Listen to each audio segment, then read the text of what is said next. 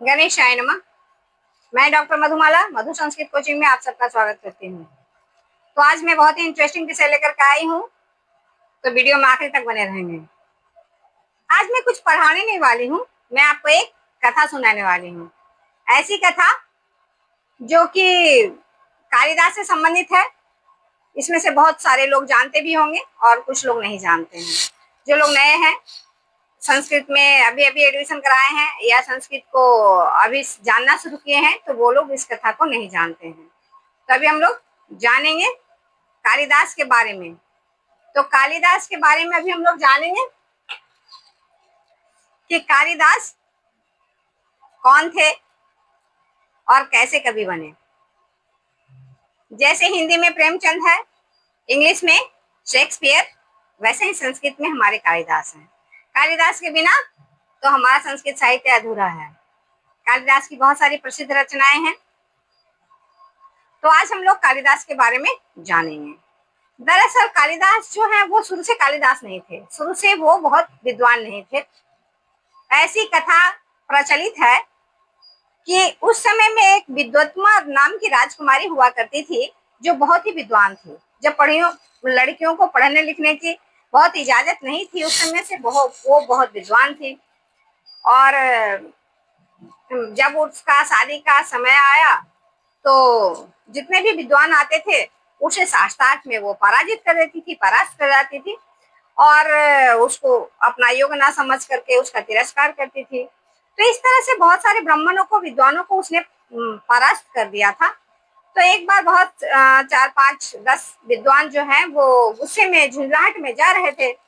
तो पहले तो गाड़ी वाड़ी होता नहीं था, पैदल पैदल ही जा रहे थे, जंगलों से गुजर रहे थे। तभी देखा कि एक गाछ पे एक ऐसा आदमी बैठा है, जिस डाल पे बैठा है उसी डाल को काटे जा रहा है। तो उन ब्राह्मणों और विद्वानों के दिमाग में एक आइडिया आया कि यही व्यक्ति है जो उस विद्वत्मा से शादी कर सकता है। उसने फौरन उसे उतार दिया और कहा कि मैं तुम्हारा विवाह कराना चाहता हूँ, क्या तुम विवाह करोगे? तो कालिदास मान गए, बोले हाँ। बोले कि लेकिन एक शर्त है कि बोलना मत कुछ। वहां लेके गया, नहला धुला के, इनको अच्छे कपड़े पहना के, देखने में भी बहुत सुंदर और स्मार्ट थे वो। तो वहां पे लेके गया विद्वत्मा के पास और विद्वत्मा से कहा कि हमारे गुरुजी हैं और आपके सारे सवालों के जवाब दे देंगे। तो विद्वत्मा आती है और उनसे बहुत सारे सवाल करती है।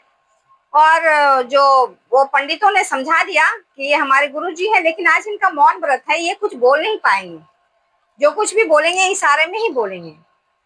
तो जो कुछ भी वो विद्वत्मा सवाल करती है उसका जवाब जो है वो इशारे में ही देते हैं, और बाकी जो पंडित थे वो समझा दिए।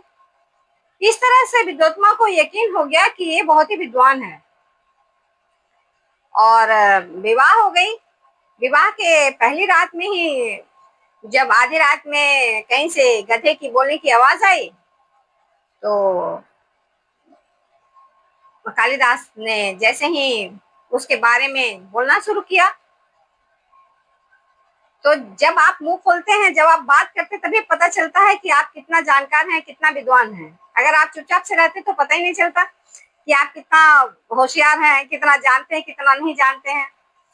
और उनकी बात करते ही वो समझ गई कि धोखे से मेरे से विवाह हो गया है, और उसको उसी समय वो बाहर निकाल देती है।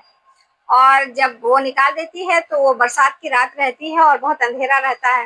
अंधेरा में वो कितना ये अनुनय विनय करते हैं कि मुझे आज रात भर रहने दो, सुबह चला जाऊंगा, लेकिन वो रात में ही गुस्से में उसे क्रोध में बाहर निकाल देती है। और जब वो निकल जाते हैं और चलते जाते हैं और भटकते भटकते जो है वो काली के मंदिर में चले जाते हैं, जहाँ वो गिर जाते हैं।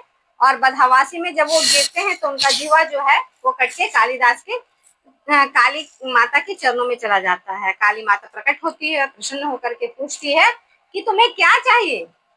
कालिदास इतने बदहवास होते हैं, परेशान होते हैं कि उन्हें समझ में नहीं आता कि क्या बोल रही है। और उन्हें लगा कि ऐसा पूछ रही है कि किसके वजह से ये हाल हुआ। तो वो उनकी पत्नी का नाम विद्योत्तमा था, तो उन्होंने विद्या विद्या ही कहा। तो कालिदास ने तथास्तु, काली माँ ने उससे तथास्तु कह दिया, जिसके वजह से कालिदास बहुत बड़े विद्वान हो गए। विद्वान हो गए तो उन्हें लगा कि एक बार घर चलना चाहिए, तो वो घर आए। घर आए और दरवाजा खटखटाए तो उनकी पत्नी ने कहा, अस्ति कश्चित वाग विशेषः। तो उन्होंने इस 3 शब्द से 3 काव्यों की रचना की। अस्ति कश्चित वाग विशेषः से इन्होंने 3 काव्यों की रचना की। जैसे कश्चित से कश्चित कांता विरह गुरुणा मेघदूतम, और अस्ति उत्तर श्याम दिशि से कुमार संभवम, और उसके बाद वाग विशेष से वागार्थ विवाह संपृक्तो रघुवंश। तो इस तरह से उसके 3 जो शब्द उसने उच्चारण किए उससे 3 काव्यों की रचना कर दी। उनकी पत्नी बहुत प्रसन्न हो गई, प्रसन्न रहने लगी और उसे अपने पति के रूप में वर्ण करना चाहती थी। पर कालिदास जो है वो अपनी पत्नी को कभी भी पत्नी नहीं माने, क्योंकि वो जो है उन्हें कहते हैं कि तुम्हारे ही प्रेरणा से मैं इतना बड़ा विद्वान बना, तुम तो मेरी माता के समान हो। तो एक दिन उसकी पत्नी बहुत गुस्सा गई और उसने श्राप दे दिया कि स्त्री के वजह से ही तुम्हारा मौत होगा। और ऐसा कहते ही वो घर छोड़ दिए और फिर आकर के विक्रमादित्य के सभा में रहने लगे। वहां पे उनका वेश्याओं के घर आना जाना लगा रहता था। तो एक दिन शास्त्रार्थ के लिए एक विद्वान आया उस सभा में और कहा कि मेरे एक सवाल का जवाब जो दे देगा उसको 1000 स्वर्ण मुद्राएं मिलेगी। सवाल था, कमले कमलोत्पत्ति श्रूयते ना तू दृश्यते। कमल से कमल की उत्पत्ति सुनी जाती है, ना कि देखी जाती है। अब वेश्या ने ये सवाल सुन लिया। उसे लगा कि सिर्फ कालिदास ही इसका जवाब दे सकता है, और कालिदास जब आए तो उनसे सवाल किया गया। वेश्या ने सवाल किया कि आप इस सवाल का जवाब दे दीजिए। तो कालिदास ने कहा, बाले तब मुखाम भोजे कथम इंदी वरद्वयम। बाले बालिका तुम्हारे मुख रूपी कमल पे 2 नेत्र रूपी खिले हुए कमल हैं। और इस तरह से उसको सवाल का जवाब मिल गया। तो रात्रि में उसने सोचा कि कहीं ये भेद खुल ना जाए कि इसका जवाब कालिदास ने मुझे बताया है। तो रात में ही विष दे देती है और उनकी मृत्यु हो जाती है। और जब सुबह सुबह राजा को पता चलता है तो उस वेश्या को दंडित किया जाता है और वो अपना गुनाह कबूल करती है। तो इस तरह से हमारे प्रसिद्ध संस्कृत साहित्य के जो महान कवि हैं कालिदास का अंत हो जाता है।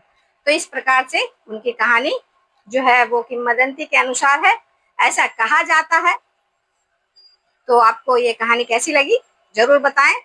वीडियो में आखिरी तक बने रहने के लिए धन्यवाद। अगर आपको ये वीडियो पसंद आए तो लाइक करें, सब्सक्राइब करें और बेल आइकन को अवश्य दबाएं।